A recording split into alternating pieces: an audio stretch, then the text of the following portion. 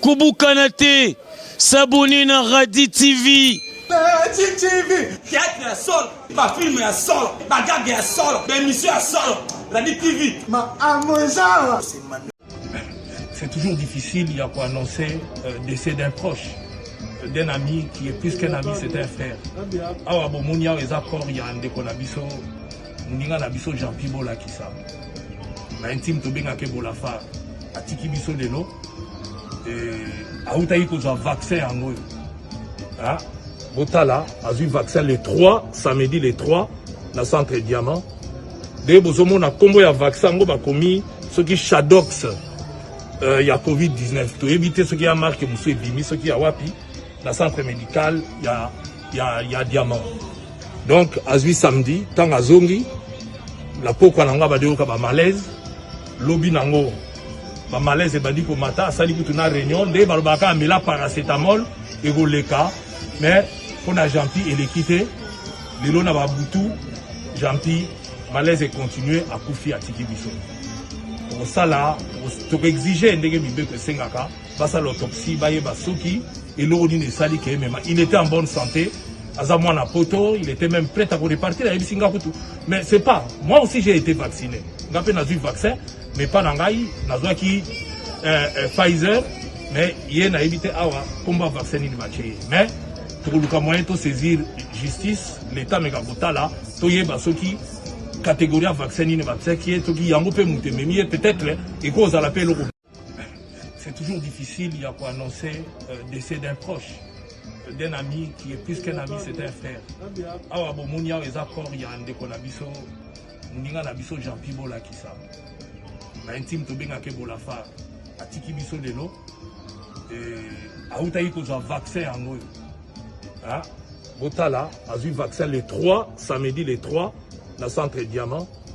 Dès que vous avez un combo de vaccin, vous avez ce qui Shadox, il y a Covid-19. Pour éviter ce qui a marqué, ce qui a wapi, dans le centre médical, il y a Diamant. Donc, à ce samedi, tant à Zongi, la peau qu'on a ba malaise, lobby nango, ba malaise et badi pour matin, ça dit que tu as réunion, dès que vous avez la paracétamol, et vous leka, mais on a gentil et l'équité, les lots n'a pas boutou, gentil, malaise et continuer à couper à Tiki Bisso.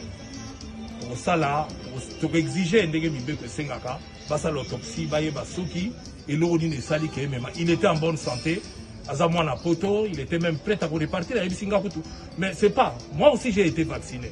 J'ai eu le vaccin, mais pas dans le qui Pfizer, mais il a évité à combat vacciner le match. Mais pour le moyen de saisir justice, l'État Megabota là, toye basoki, catégorie vacciner le vaccin qui est qui yango peut monter, mais peut-être et cause à l'appel.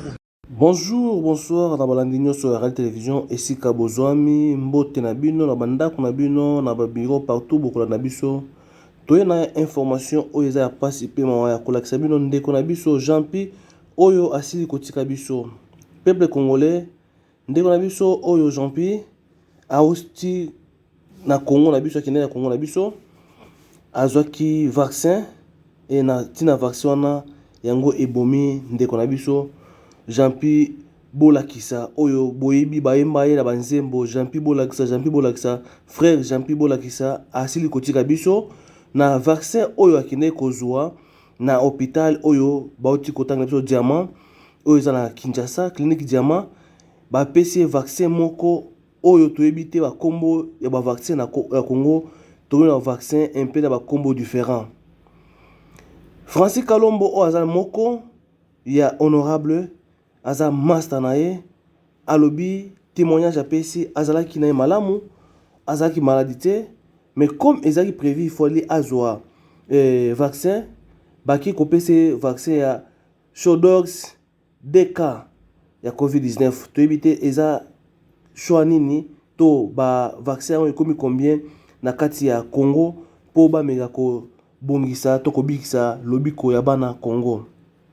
Ndeko azui vaccin les 3 et les 4, ndeko na biso Jean-Pierre Bolakisa, frère Jean-Pierre Bolakisa, atiki biso. yango tomemeli bino sango bandeko nyonso ya monde entier, ba congolais congolaises, bana France, bana Belgique, bana Suisse, bana Allemagne, boyoka likambo oyo ekomeli ndeko na biso Jean-Pierre Bolakisa oyo tomoni déjà ba zipiye ba dra bazokiti kote la morgue pour ndeko akufi. Honorable Francis Kalombo alobi il faut basa la autopsie ba eloko nini ebomi ndeko na biso Francis Bolakisa oyo Jean-Pierre, je m'excuse, Jean-Pierre Bolakisa frère na biso atili kotika biso. Yango toza komi tuna pourquoi ba makambo oyo c'est arrivé na Congo na biso. Mutu abimi a bonne santé na mboka na ye côté afanda na poto mais akomi na Kinshasa ndeko na biso azui liwa ya vaccin oyo vaccin batu ba hôtel melango butu na moi ya kolakisa peuple congolais. Comment vaccin ya COVID-19 maladie moko pandémie moko malgré comme la troisième vague, est-ce que bakomi côté oyo batu mwindu na oyo ba mindele, quelle différence à part pour makila eza ndenge moko? Quelle différence entre biso batu mwindu na ba mindele oyo baza komemela biso bakisi oyo ya différents qualités, ya différents banani oyo eza koboma bandeko na biso. Liwa ndeko oyo interpellé bandeko toza kobima mutu muso ota na poto akei na Congo à partir ya poto akozwa vaccin na ye, à partir ya poto bako checker ba contrôler aza na maladie te. Mais ndeko oyo asili kotika biso message oyo eza honorable Francis Kalombo a aussi ko publier yango il y a pas longtemps parce que ba filma qui a meilleur komema ko lakisa ndeko Jean-Pierre Bolakisa ndenge akufi. Tokoloba nini na liwa ya ndeko na biso Jean-Pierre Bolakisa? Est-ce que kozwa vaccin toko se protéger parce que honorable Francis Kalombo a lobby à ce vaccin mais combo ya vaccin honorable Francis Kalombo azwaki na combo ya vaccin oyo ndeko na biso Jean-Pierre Bolakisa azui eza des combos différents na pays moko Congo République démocratique oyo tomoni clinique diamant oyo azana ye produit mosusu et ba clinique mosusu na produit mosusu. Peuple congolais moment yango ekomi totala nini tokosala na tina ko se protéger concernant bokono oyo tokozwa vaccin tokozwa te comment tokosala po bandeko bazmingi bazo kuma na poto baza kokufa na Congo na biso na ba poison na makambo ebele. Est-ce que eza ba stratégie ya ko éliminer bana mboka to eza juste mukano parce que honorable Francis Kalombo a copé sa biso résident il y a autopsie oyo ko salama parce que a obligé basa la autopsie a obligé parce que mutu azalaki a bonne santé et juste pour azwa vaccin peut-être pour azonga na poto pour na Kinshasa pe baza obligé mutu il faut oleka la test ata osali test na poto place appareil malamu ezali mais baza ko obligé osala sous test na kati ya Kinshasa na biso pour voyager nyonso wana tozoyeba te tozokinde wapi mpona tose protéger. Ndeko Jean-Pierre Bolakisa oyo boyebaki ye atiki biso akufi molimo na ye mpe na kimia awa eloko etikali eza juste basala autopsie nde oyo etikali basala autopsie mpona koyeba réellement nini ebomi ndeko na biso Jean-Pierre Bolakisa. Bana mokili mobimba toye juste c'est-à-dire bafan tout ya bosabone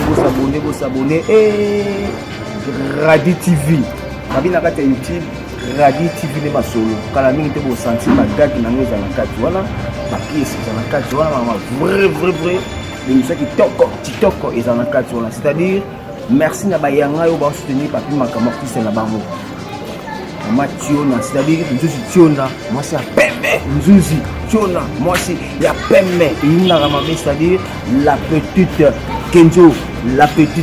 Kenzo, moi si Nagati ya Bassi Zalakayo, et c'est-à-dire Judith Ekete, qui toko makas, la botanité, c'est-à-dire Mireille. C'est-à-dire Mireille Mango. Mireille Mango MM. Mireille Mango MM.